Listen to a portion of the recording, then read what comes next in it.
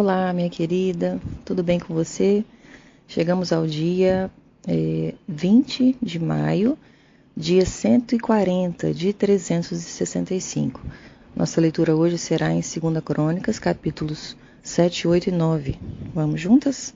2 Crônicas, capítulo 7, nos diz assim: Quando Salomão terminou de orar, desceu o fogo do céu e queimou os holocaustos e os sacrifícios, e a presença gloriosa do Senhor encheu o templo.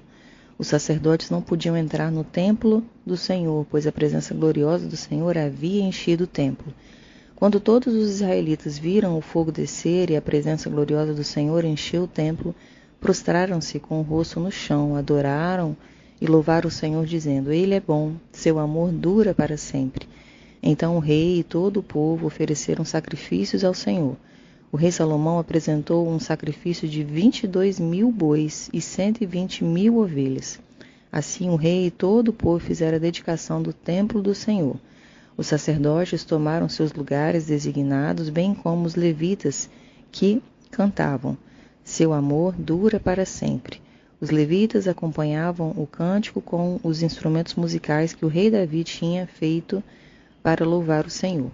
Os sacerdotes, de frente para os levitas, tocavam as trombetas e todo Israel estava em pé. Em seguida, Salomão consagrou a parte central do pátio em frente ao templo do Senhor. Ali apresentou holocaustos e a gordura das ofertas de paz, pois o altar de bronze que ele havia construído era pequeno demais para tantos holocaustos, ofertas de cereal e gordura das ofertas de paz. Durante os 7 dias seguintes, Salomão e todo Israel celebraram a festa das cabanas. Uma grande multidão havia se reunido de lugares distantes, como Lebo-Amate ao norte e o ribeiro do Egito ao sul.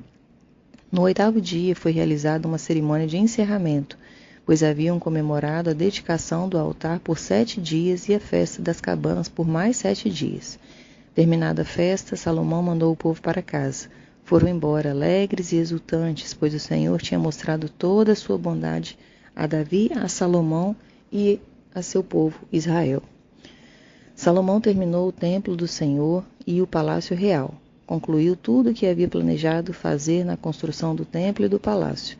Então, certa noite, o Senhor lhe apareceu e disse: Ouvi suas orações e escolhi esse templo como o lugar para se fazer sacrifícios. Se, por vezes, eu fechar o céu para que não chova, ou ordenar que gafanhotos devorem suas colheitas, ou enviar pragas entre meu povo, então, se meu povo, que se chama pelo meu nome, humilhar-se e orar, buscar minha presença e afastar-se de seus maus caminhos, eu os ouvirei dos céus, perdoarei seus pecados e restaurarei sua terra. Olharei e ouvirei atentamente cada oração feita neste lugar, pois escolhi e consagrei este templo, onde meu nome será honrado para sempre. Olharei continuamente para ele com todo o meu coração. Quanto a você, se me seguir fielmente, como fez seu pai Davi, obedecendo a todos os meus mandamentos, decretos e estatutos, estabelecerei o trono de sua dinastia, pois fiz essa aliança com seu pai Davi. Um de seus descendentes sempre governará Israel. Mas, se você ou seus descendentes me abandonarem e desobedecerem a meus decretos e mandamentos, seguindo e adorando outros deuses, arrancarei o povo dessa terra que lhe dei.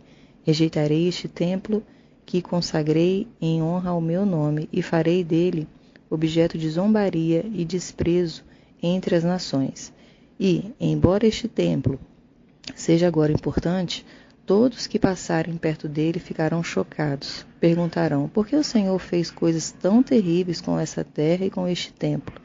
E a resposta será: porque os israelitas abandonaram o Senhor, o Deus de seus antepassados, que os tirou da terra do Egito, e em lugar dele adoraram outros deuses e se prostraram diante deles.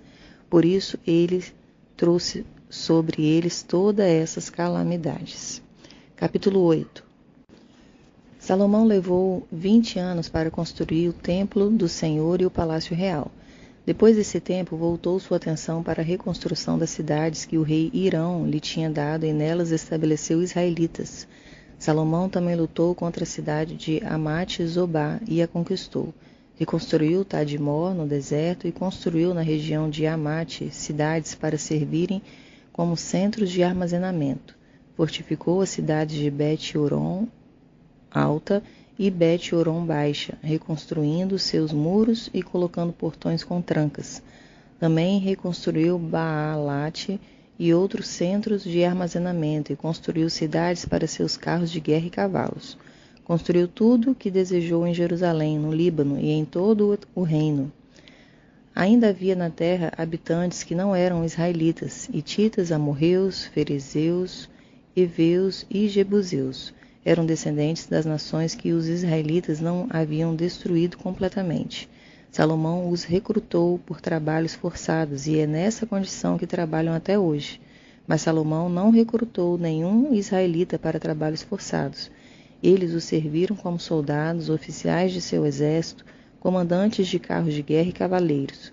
Nomeou 250 oficiais para supervisionarem os trabalhadores. Salomão transferiu a residência de sua esposa, filha de Faraó, da cidade de Davi para o novo palácio que ele havia construído para ela. Disse: minha esposa não deve morar no palácio de Davi, rei de Israel, pois a arca do Senhor esteve ali e é lugar sagrado. Depois Salomão ofereceu holocaustos ao Senhor sobre o altar que havia construído para ele diante da sala de entrada do templo. Conforme Moisés havia ordenado, oferecia sacrifícios aos sábados, nas festas de lua nova e nas 3 festas anuais, a Páscoa, a festa da colheita e a festa das cabanas. Segundo as instruções de seu pai, Davi designou os turnos dos sacerdotes. Também encarregou os levitas de dirigirem o louvor e ajudarem os sacerdotes em suas responsabilidades diárias. Designou por divisões os guardas das portas, de acordo com as ordens de Davi, homem de Deus. Todas as ordens de Davi com respeito aos sacerdotes, aos levitas e aos tesouros foram cumpridas à risca. Salomão certificou-se de que fosse realizado todo o trabalho relacionado à construção do templo do Senhor, desde o dia em que foram lançados os alicerces até a conclusão das obras. Por fim, Salomão foi a Ezion-Geber e a Elate, portos às margens do Mar Vermelho, na terra de Edom. Irão lhe enviou embarcações comandadas por seus próprios oficiais, com uma tripulação de marinheiros experientes. Essas embarcações navegaram com os marinheiros de Salomão para Ofir e trouxeram de volta para o rei Salomão 15.750 quilos de ouro. Seguindo agora capítulo 9. Quando a rainha de Sabá ouviu falar da fama de Salomão, foi até Jerusalém para pô-lo à prova com perguntas difíceis. Chegou à cidade com uma comitiva numerosa e uma imensa caravana de camelos carregados de especiarias, grande quantidade de ouro e pedras preciosas. Quando se encontrou com Salomão, conversou com ele a respeito de tudo o que tinha em mente. Salomão respondeu a todas as suas perguntas, nada era difícil demais para ele explicar. Quando a rainha de Sabá percebeu quanto Salomão era sábio e viu o palácio que havia construído, a comida que era servida às mesas do rei, os alojamentos e a organização de seus oficiais e servos, os trajes esplêndidos que vestiam, os copeiros da corte e suas roupas, e os holocaustos que Salomão oferecia no templo do Senhor, ficou muito admirada. Disse ao rei: é verdade tudo o que ouvi em meu país a respeito de suas realizações e de sua sabedoria. Não acreditava no que diziam até que cheguei aqui e vi com os próprios olhos. Aliás, não tinham me contado nem metade a respeito de sua grande sabedoria. Vai muito além do que ouvi. Como deve ser feliz o seu povo? Que privilégio para seus oficiais estarem em sua presença todos os dias, ouvindo sua sabedoria. Louvado seja o Senhor, seu Deus, que se agradou de você e o fez rei para governar para ele.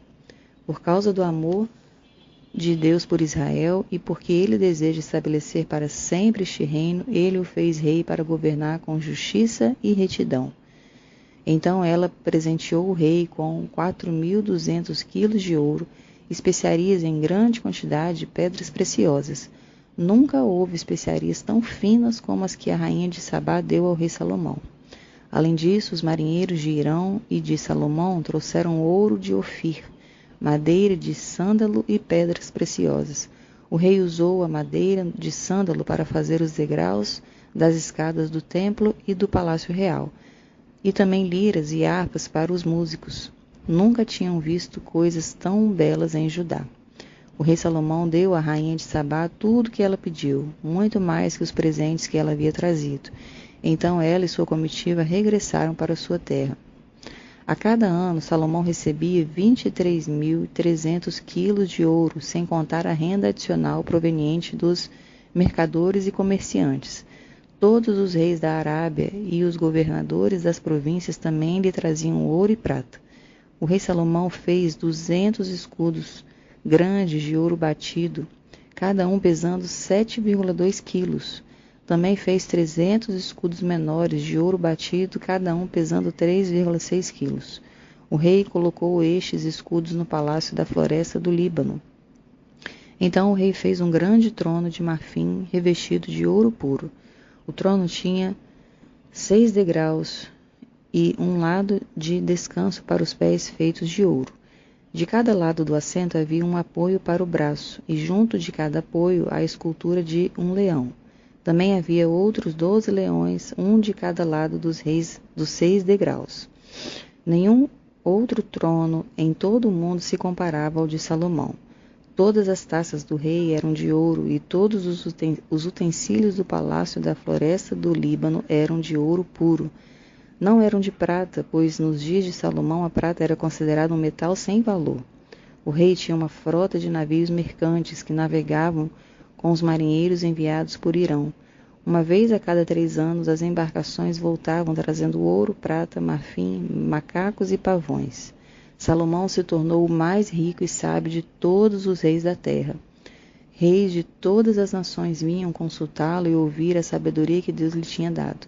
A cada ano, os visitantes traziam presentes de prata e ouro, roupas, armas, especiarias, cavalos e mulas. Salomão tinha 4.000 estábulos para seus cavalos e carros de guerra e 12.000 cavalos. Mantinha alguns deles nas cidades designadas para guardar esses carros de guerra e outros perto dele em Jerusalém. Governava sobre todos os reis, desde o rio Eufrates ao norte até a terra dos filisteus e a fronteira do Egito ao sul.